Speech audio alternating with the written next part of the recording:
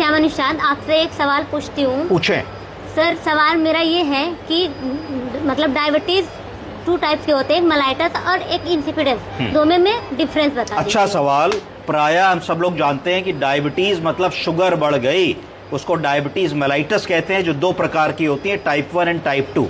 Madam का सवाल है कि डायबिटीज इंसिपिडस क्या होता है।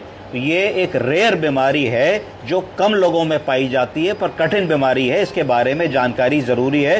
प्रायः लोग इसकी डायग्नोसिस नहीं बना पाते हैं। तो डायबिटीज इंसिपिडस ये एक रेयर डिसऑर्डर है। इसमें क्या होता है, इसमें मरीज को प्यास बहुत ज़्यादा लगती है, मरीज कंप्लेंट करेगा कि बहुत प्यास लग रही है, और वो एक्सक्रीट करेगा लार्ज वॉल्यूम ऑफ यूरिन, और बताएगा कि हमको दिन भर पेशाब होता रहता है, और एक चीज़ और बताएगा कि पेशाब गाढ़ा नहीं होता, बहुत पतला पानी जैसा होता है, अर्थात यूरिन की विस्कोसिटी या ऑस्मोलैलिटी बहुत कम होती है। अगर आप उसके ग्लास में भरें तो बहुत क्लियर फ्लूइड दिखेगा, ऐसा नहीं दिखेगा कि यूरिन के साथ कोई और चीज़ निकल रही है, बहुत क्लियर यूरिन दिखेगा।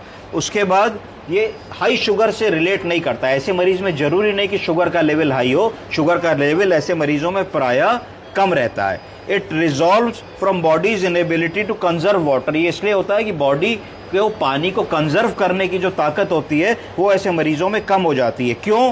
पहला, या तो एक हार्मोन होता है वैसोप्रेसिन, उसकी कमी के कारण ऐसा होता है, या फिर किडनी की इनेबिलिटी कि वो वैसोप्रेसिन के रिस्पॉन्स को किडनी के रिसेप्टर्स नहीं एक्टिवेट कर पाते हैं, इसके कारण ऐसा होता है। तो डायबिटीज मेलाइटस, डायबिटीज इंसिपिडस 2 प्रकार की हुई। पहली सेंट्रल डायबिटीज इंसिपिडस और दूसरी nephrogenic diabetes insipidus. Central diabetes, तो ऊपर मेरी तरफ देखो बेटे, जो सेंट्रल डायबिटीज इंसिपिडस है, तो सेंट्रल डायबिटीज इंसिपिडस क्या हुई? सेंट्रल इंसिपिडस हुई जहां शरीर में एनफ वैसोप्रेसिन नहीं बन रहा है।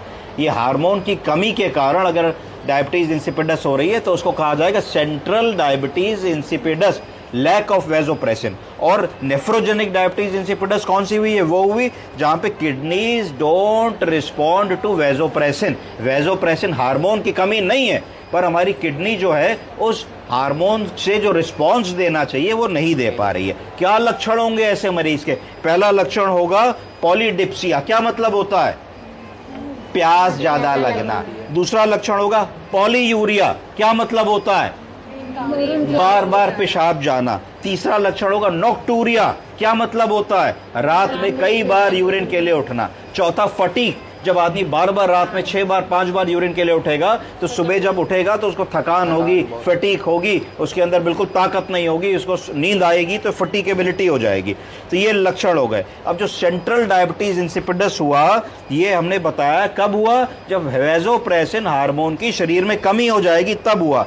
ये क्यों होती होगी? ये इस कारण से होती होगी कि जो पिट्यूटरी ग्लैंड है और हाइपोथैलेमस है हम लोगों का, उस पे कुछ डैमेज हो जाता है, तब ऐसी चीज होती है। याद रखिए, पिट्यूटरी ग्लैंड और हाइपोथैलेमस में कमी आने के कारण। तो क्या ऐसी बीमारियां हैं जिसमें पिट्यूटरी और हाइपोथैलेमस इन्वॉल्व हो जाएगा? पहली चीज है ब्रेन के कैंसर या ट्यूमर्स। बोलिए।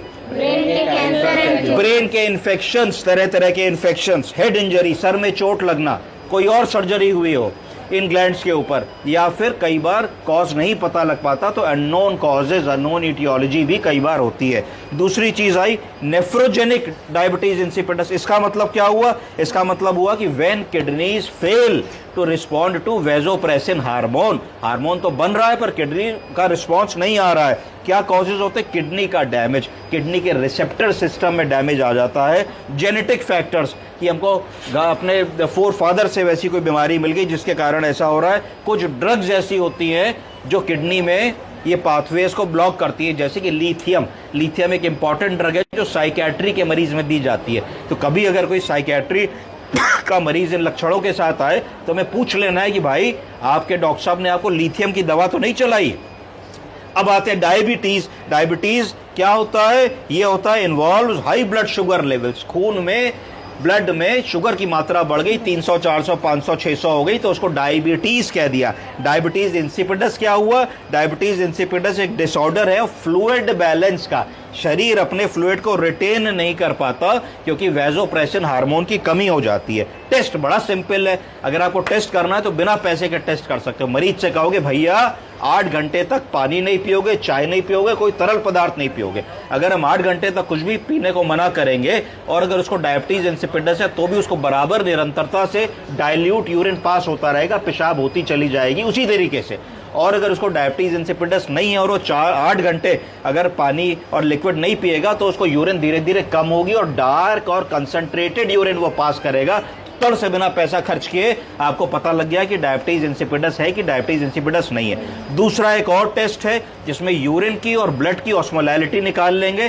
तो यूरिन की जो ऑस्मोलैलिटी है वो 300 से कम हो जाएगी और उसी समय ब्लड निकाले हुए की ऑस्मोलैलिटी 300 से ज्यादा हो जाएगी। तो ये भी एक कंफर्मेटरी टेस्ट है डायबिटीज इंसिपिडस का। अब ट्रीटमेंट की बात आई, ट्रीटमेंट कैसे करेंगे?